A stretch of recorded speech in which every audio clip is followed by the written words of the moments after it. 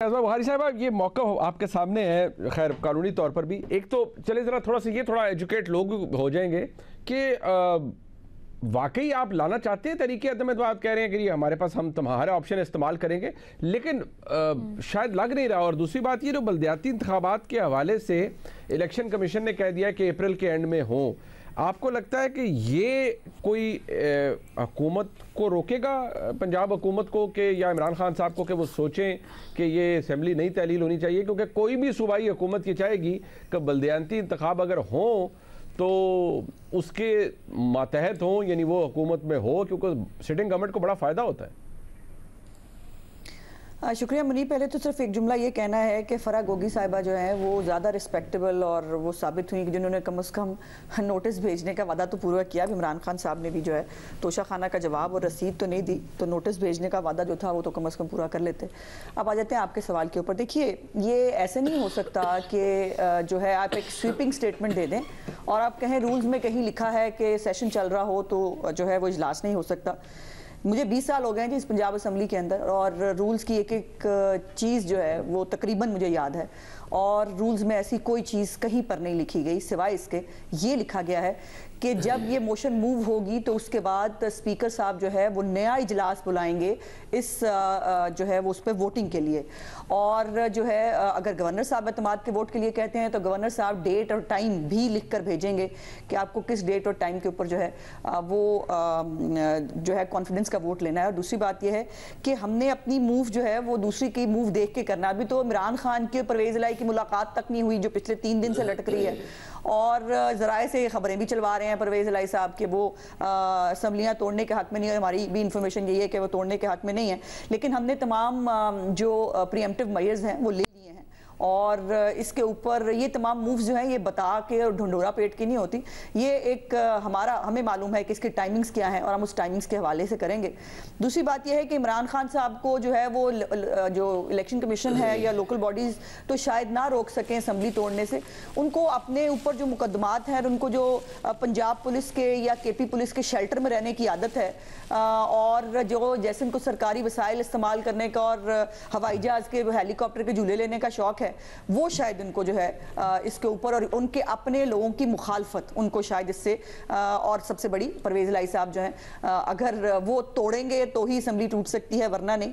और जहाँ तक सेंसस की बात है, इमरान खान साहब के दौर के अंदर ही CCI जो है उसने ये प्रूव की थी कि नई जो है वो सेंसस होगी, और उसके ऊपर सुप्रीम कोर्ट में जब ये गया था, आपको याद है जब ये फैसला भी आया है असम्बली की तहलील वाला, उसके अंदर भी सेंसस के बारे में लिखा गया था। तो सेंसस जब एक नया जो है वो कहा जा चुका हो तो उसके बाद जो बगैर सेंसस के इलेक्शंस नहीं होते। जहाँ तक लोकल बॉडीज़ की बात है, लोकल बॉडीज़ का बिल पंजाब में 3 दफ़ा चेंज हुआ है, और 3 दफ़ा चेंज होने के बाद हर दफ़ा जो है वो इलेक्शन कमीशन को नई हल्का बंदियाँ करनी पड़ी हैं, और वो हल्का बंदियाँ करने के बाद जो है वो अब शायद न जाने कोई एंड पे है ये सारे मामला जिसके ऊपर वो लोकल बॉडीज अब उन्होंने अप्रैल के एंड पे जो है वो कहा है। सो इस तरह से ये फ्रॉडुलेंट तरीके से जो है वो नहीं भागा जा सकता इस प्रोसेस के जरिए। एक इंपॉर्टेंट बात जरूर आती है, अगर आप वो इंपॉर्टेंट बात आप इसके साथ जोड़ दीजिएगा। सवाल ये है कि इमरान खान साहब असेंबली तहलील करना चाहते हैं या नहीं, ये चले,